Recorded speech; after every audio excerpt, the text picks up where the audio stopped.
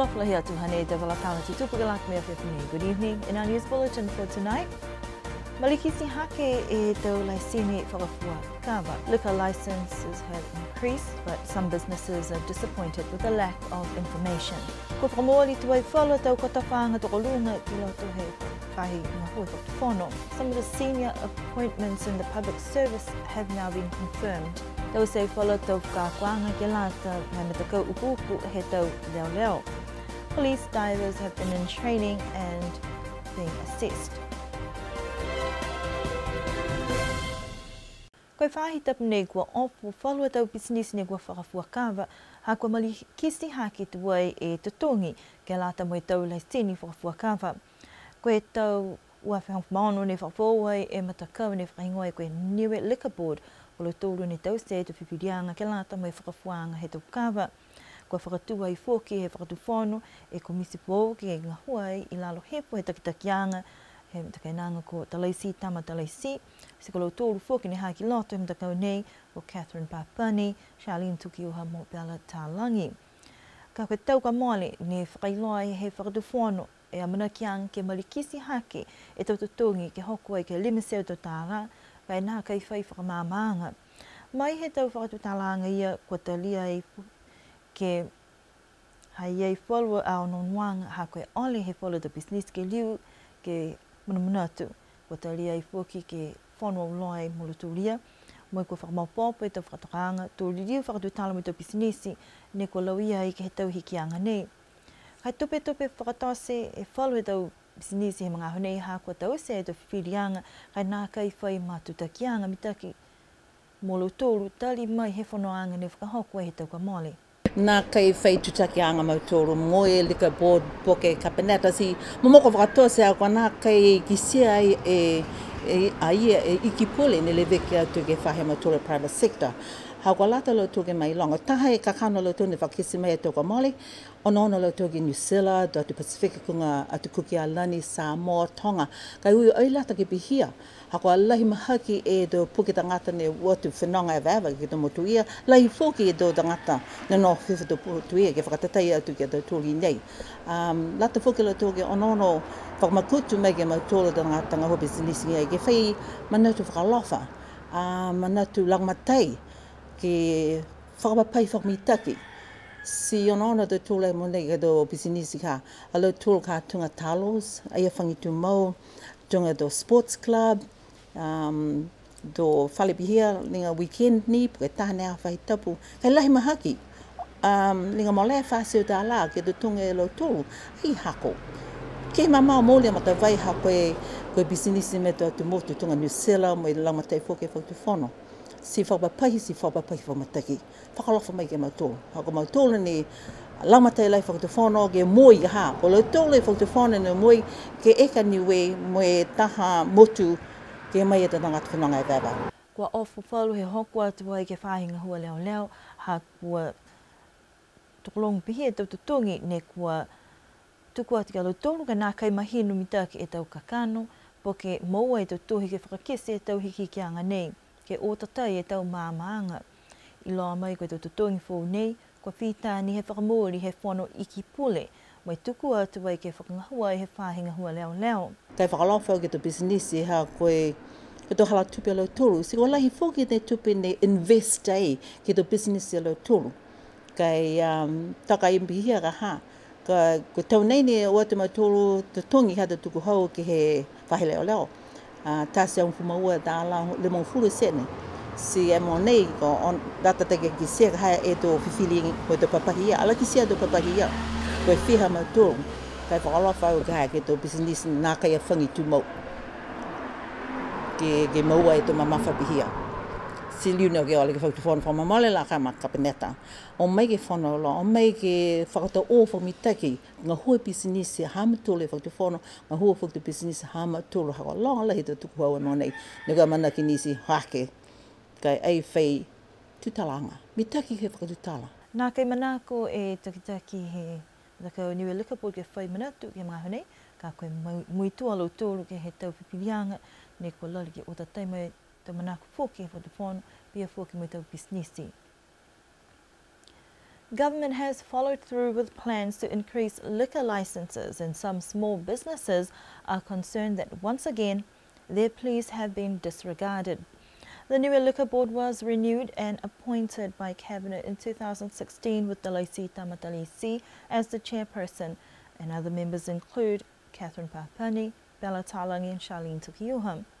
In May of last year, government announced that the liquor license would be increased from $112.50 to $500. Local businesses were unhappy about the lack of consultation and justification for this major hike, and a group of businesses petitioned for a meeting to be arranged to discuss what they saw was an unfair system. A spokesperson for some of the liquor outlets has voiced disappointment that once again they have not been properly informed. And since our last meeting with the Niue Liquor Board last year, we were very happy. We asked for justifications, and they said they will do a sliding scale. They also said, and I said, how did they base their increases? And they said they were looking at other South Pacific nations like the Cook Islands, Tonga, New Zealand, Australia. But I said, that's totally unfair because their populations are huge. Their visitor numbers are huge.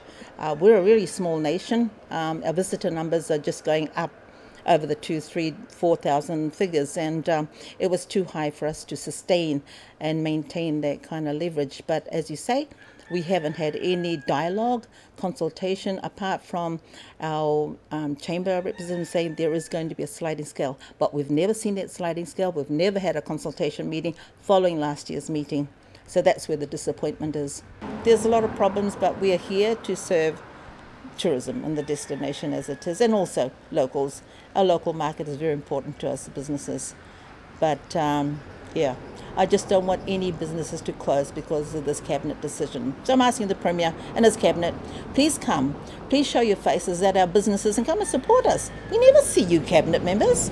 So come and enjoy, come and support and see how hard we work. And that'd be really good. And if they can give us a little time to consider and to let us pay this increase of theirs, and that'd be great. I really would like to hear from the Premier and see if he's going to give us at least a timescale of 6 months and to talk to us. There appears to have been some breakdown in communication because some outlets owners were unaware of the variation of license costs and were surprised when they had to make payment at the police station.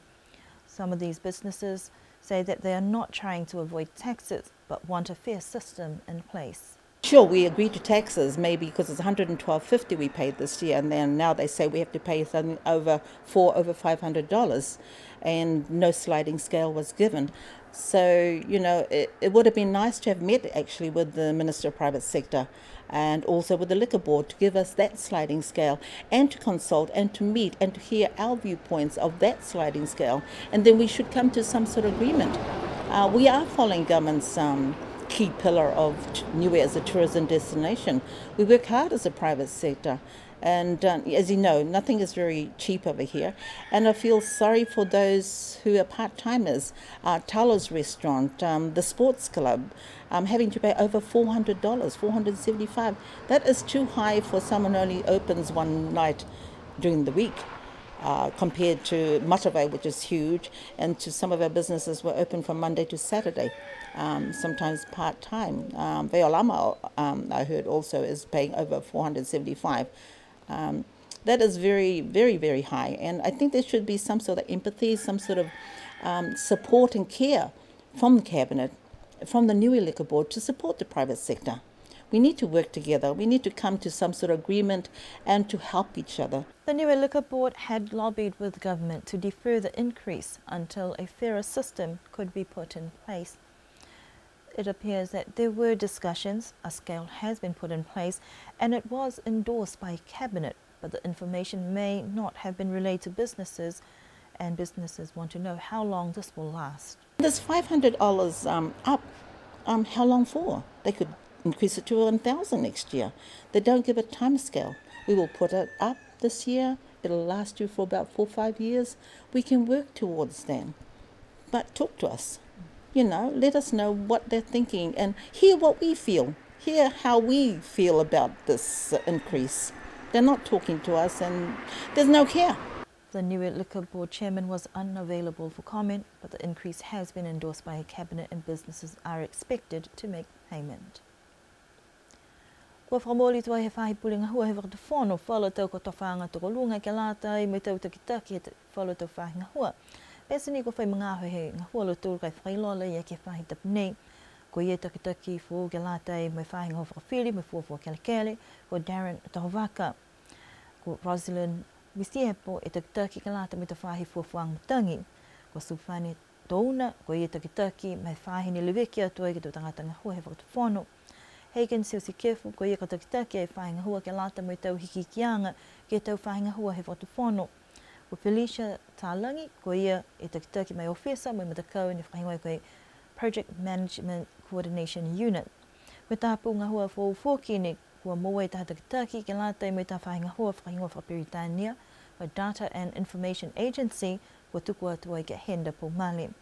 Nā kai whai talahawanga ia ke he whakatokaanga ke lata mo i tāpū ngā hua toko lunga whoki, ko he tohi kupula i whakatawhono, ai tū mawanga ia ni a Peleni Tālangi ke leweki atua i ke tau ngā hua ia. Some of government's most senior management positions in the public service have now been confirmed, despite months of speculation. Darren Tahovaka is now the Secretary of the Justice Lands and Surveys Department. Rosalind Misiepo is the Director of the New Meteorological Services. Sufane Touna is the Director of the Secretariat of the New Public Service Commission. Hagen Siosikefu is the Executive Director for the Public Service Transformation. And Henda Pomale takes on Head of Data and Information Agency. These appointments were made official this week with a circular sent out by the New Public Service Commission, and one high-level position that remains vacant is that of the Secretary to Government. Peleni Tālangi is still the Acting Secretary of Government. Ko kau whalataha whalata hukui mai he whahi ngā hua leo leo ke he tau whakakuanga ke lata mo e tau ngā hua ukuku. Mo e hoko mai fōki tā hukui mai he mdakau New Zealand Navy ke whai keskesi a ngā autu fōki ke whalata puhala ke whakalula hea lutu o le tau Lota Matala. Mate ngā hua ukuku he whai ngā hua reo e toka maori. Si tungana ia kua toko whito ma tauri toka maori ne mua e tō tuhi. Ke mai ke tau se mtanga hua nei.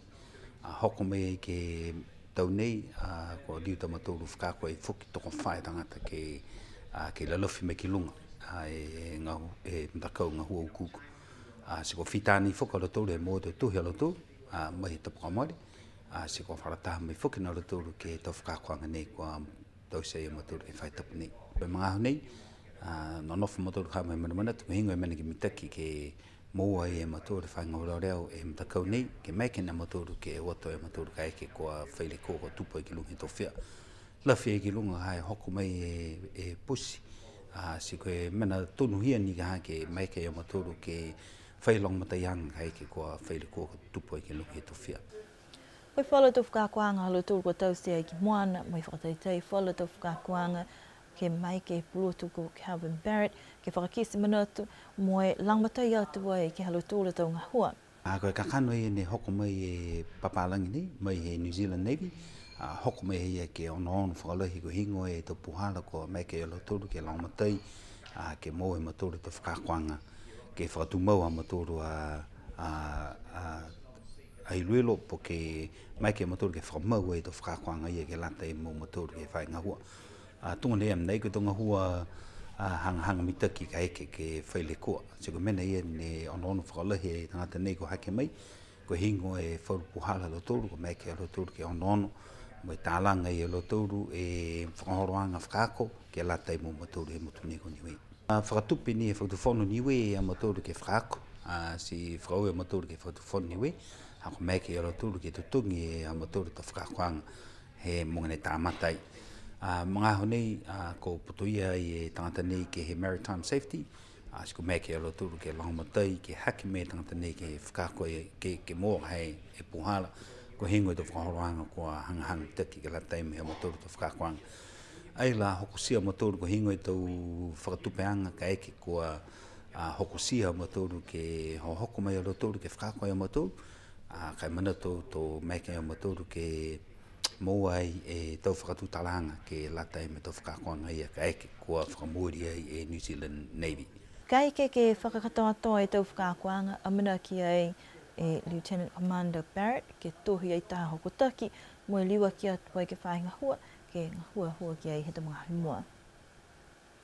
Niue police divers were in training this week to improve their diving skills in search and rescue operations. A diving expert from the Royal New Zealand Navy facilitated training that covered both practical and theory. According to the Chief of Police, Tony Edwards, training was important for police because they are the first point of call for search and rescue operations. Lieutenant Commander Calvin Barrett is the Director of Diving Safety and Standards with the Royal New Zealand Navy, and his extensive experience is what he's been sharing with diving personnel. We spoke to him briefly yesterday. Particularly here on the island, you don't have any decompression chamber facilities and you've got relatively limited medical facilities. So I think the most important thing about diving here is to not push the limits. You know, dive safely, plan your dive, and then dive your plan. That's the number one thing. If you stick to that process, you're not likely to have any problems. The diving courses for police started last year, paid for by government, in recognition of the important role that they play in community safety. This training is specifically for the police divers to gain more knowledge. Well, we've talked about some of the procedures that they might want to use for carrying out searches. Unfortunately, sometimes bad things happen and people, get into difficulty at sea, and sometimes someone drowns and there needs to be a search to recover them. So we've talked a bit about those procedures and how they might best go about that. And then we've also spent a bit of time talking about human physiology, the impact of diving on the human body, and what steps you need to take in order to mitigate that impact. Police officers started diving courses and 7 were certified last year. This year, however, an additional 4 personnel have also been trained. The Lieutenant Commander was able to make an assessment of their performance so far. They're pretty good actually. They're a really professional bunch of guys and girls, and they are developing their capabilities in incremental steps, which is how I think is the best way to go about it. So far what I've seen is, there's always room for improvement, but what they're doing so far is a really good step. This all goes in line with maritime safety strategies and will make for more effective search and rescue operations. Koe aho nei kua ofoi e aonga tokolunga ha kua hoku atu, mai ki sia kua mamase e tau moane tokai, ke lata me tau whakakuanga he tau whanau. Koe mahina ho ke topa he tau kua moli, ne fua ki atua i tōrung whamataha e moa mai aonga, ke lata me tau whakakuanga ke tau whahinga hua liwe ki manu, mo e ngā hua whanua. Tali mai he mga hoia kua inga sia tau wahenga mai tau whanau, he liwe ki atua i ke tau moa nei, tala hau mai e tahe tau whianga ni laumatai atua i ke tau whakakuanga, ko tā kili tā halangi. Whia hako moa e tau fufua he tau aho takitaha, si tuku atua i ka lutore te whanau ke whakafua, magisia koe taha puhala mua tupe nei ke tau ngā hua whanua mai liwe ki manu. Mama ko whakatoa se lutore ha kua hongfu maonu e moa ni kua mamase, ha kua tau kuri ne kua ilo mai ke pūri ni pō. Tua ha kua hua te tau kuri halalalo he pā, si kai ai e tau moa. Koe whalu ni kua toa hipo, kua taunua i e lutore heo nei. Kua hokotaki atu tua i ke whahinga hua leo, ha kua tau manu kuri nei, kua whai mga aho he ki sia, he whai o whanu he tau whunua aonga, mo i kua lata ke whai tau se angi ai. Tu mau ni e tau whakakuanga tau whanau, kai mamo kua hako pihia, e mana ni kua tupu, ke tau manu ni kua fua ki atu mai aonga. Horticulture students arrived to school today to find half of their layer chickens had been savagely attacked by dogs. 31 chickens were given to the school last year as part of a project with the Department of Agriculture, Forestry and Fisheries. Now just over half of those chickens have been killed, but thankfully there are a few left for the students' ongoing studies. Since the school received their poultry stock of layers last year, They have been able to lay 1 egg every day, and students have been selling those eggs to recover costs. These are some practical lessons on the financial benefits of farming. According to the horticulture teacher Takili Talangi, it was a sad sight. However, students had put so much work into caring for these chickens. He says that there are always risks when it comes to farming and other external factors. The school has reported the incident to police, and it appears that there is a problem with roaming dogs around both Niue Primary and Niue High School.